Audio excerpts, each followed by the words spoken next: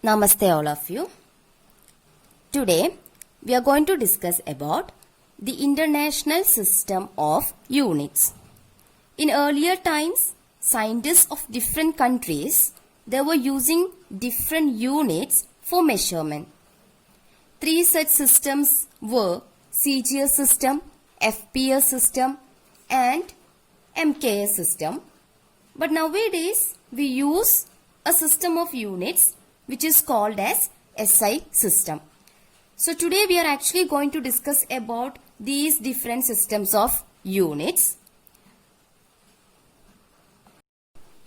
So first we are going to talk about CGS system. CGS system of units. So what does the CGS system mean? In CGS system, the base units and base quantities that we have discussed in the last classes. Okay, fundamental quantities, it's units, then derived quantities and it's units like that. So the base units in CGS system, the base units for length, okay, it was taken as centimeter. Okay, the base units for length was taken as centimeter. And for mass, it was taken as gram. Okay, G for gram. And for time, it was taken as second. Okay, CGS system. In CGS system, the CGS system actually centimeter, gram, second system. That is, in CGS system, the base units for length was taken as centimeter. And for mass, that was taken as gram. And for time, it was taken as second. Next, the FPS system of units. In FPS system, the base units for length was taken as foot, F for foot, and the base unit for mass was taken as pound, and the base unit for time was taken as second. Okay, so FPS system means foot, pound, second system. Length was measured in foot in FPS system, and the base unit for mass was taken as pound, and the base unit for time was taken as second. Next one is MKS system.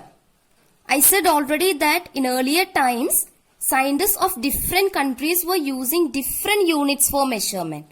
So comparison will be quite difficult now. If we are using different units for length, if you are using different units for mass and all, comparing mass of a stone from India with a stone from America, that will be quite different now, because each countries were using different units for measurement.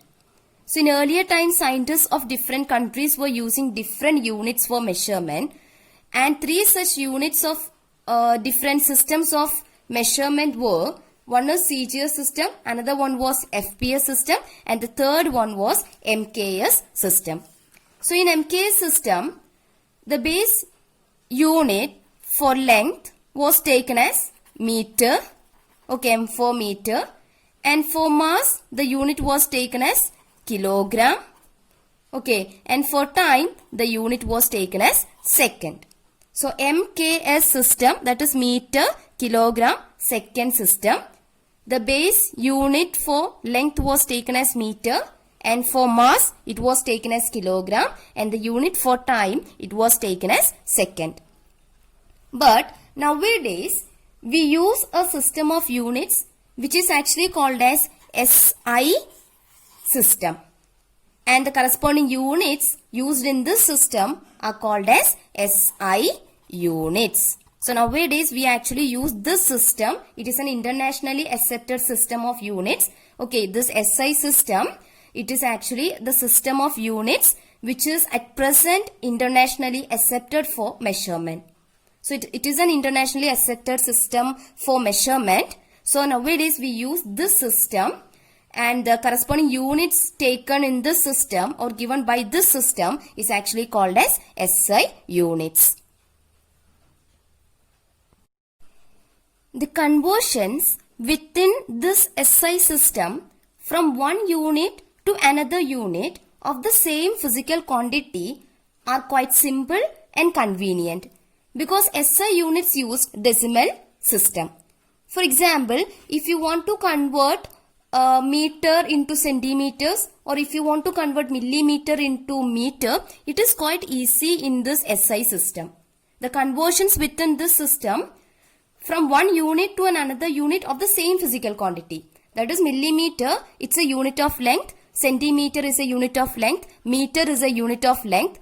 So if you want to convert millimeter into meter, that is you are converting one unit to another unit but of the same physical quantity. Both are the units of length. Then such conversions are actually quite simple and convenient in the SI system. In SI system, there are actually 7 basic units which we have discussed in the last classes. One was meter for length, kilogram for mass, that is the SI unit of length is meter, SI unit of mass is kilogram, SI unit for time, second, SI unit of electric current, ampere, SI unit of temperature, Kelvin, SI unit of amount of substance, mole, SI unit of luminous intensity, candela. Actually, we have discussed about all these things in the last classes. So, in SI system, there are such 7 base units like mass, kilogram, meter, kilogram, okay, second, ampere, Kelvin, mole, candela. Okay, 1, 2, 3, 4, 5, 6, 7. So, in SI system, there are such 7 basic units or basic units are there in SI system. And all these things that we have discussed in the last class. And besides these 7 base units, there are 2 more units which are actually not classified as base units or derived units. We call them supplementary units. So now we are going to talk about supplementary units. That is, in SI system, there are 7 base units. But besides these 7 base units, there are 2 more units. Okay, we call these 2 units as supplementary units. So we are going to discuss about the supplementary units now. So I said besides the 7 base units, there are 2 more units, and one is defined for plane angle and the second one is actually defined for solid angle. That we will discuss later. So first of all, we are going to discuss about this plane angle. Okay, this plane angle, for this, I'm just considering a circle here.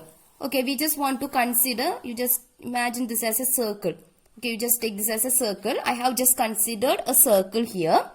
Then I'm taking its radius as small letter r. Okay, I'm taking the radius of the circle as small letter r. That is from the center to any point on its boundary. Now that can be taken as the radius. So I have taken one circle here and its radius is small letter r. Now we just want to consider or take a part of the circle. Okay, I'm just taking a part of the circle. I'm taking a part of the circle like this. Okay, this portion. Okay, I'm considering a part of the circle here. Now, here we got an arc now. When we are considering this part of the circle, I'm not considering the rest of the circle. I'm just considering only this part of the circle. So here we got an arc now. So I'm considering this arc has an arc length ds. Okay, this arc has an arc length ds.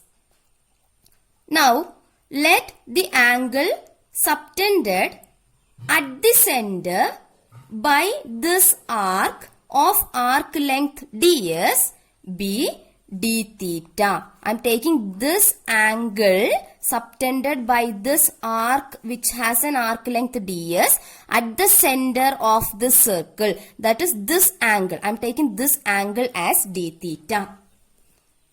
Okay. Now, this d theta, this angle d theta, it is actually called as plane angle. This angle d theta, this is actually called as plane angle. It is a two-dimensional one. Okay, because we have considered a circle, so this angle, plane angle, it is actually a two-dimensional one.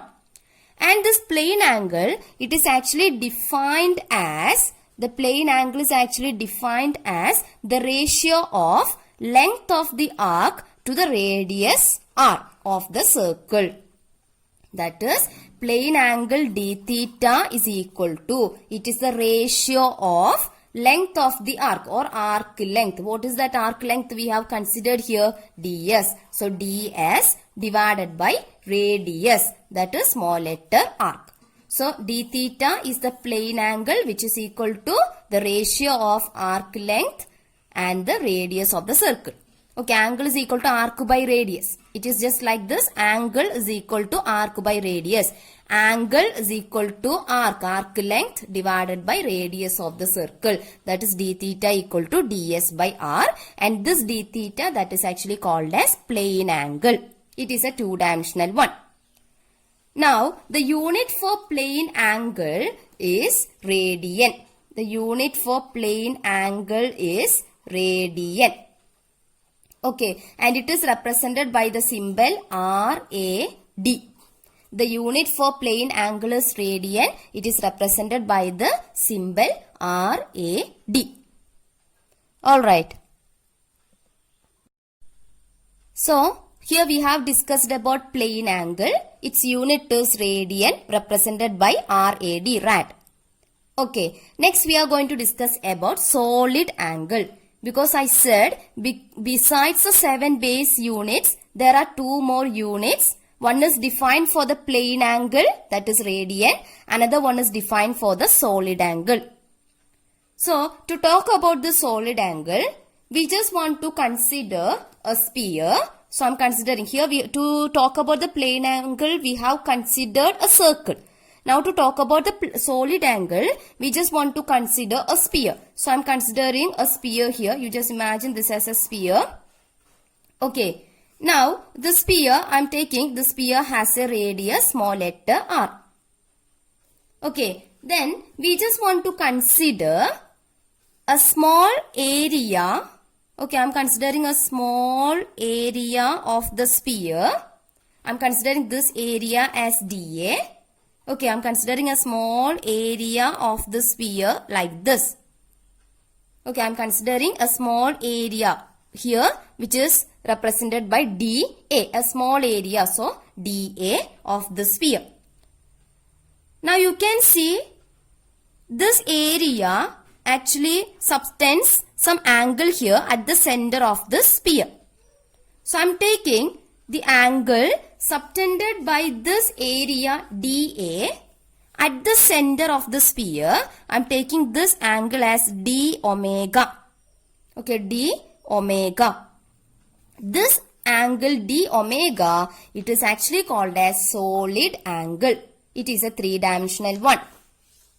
Okay, that is solid angle. It is actually defined as solid angle d omega. It is actually defined as, it is the ratio of the area, the intercepted area dA of the spherical surface to the square of the radius.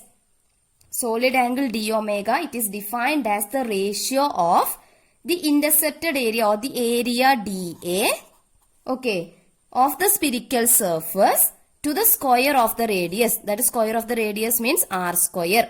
So, solid angle d omega is equal to dA divided by r square. Okay, then the unit for solid angle, is steradian. The unit for solid angle is steradian and it is represented with the symbol as r. Okay, then both plane angle and the solid angle are dimensionless quantities.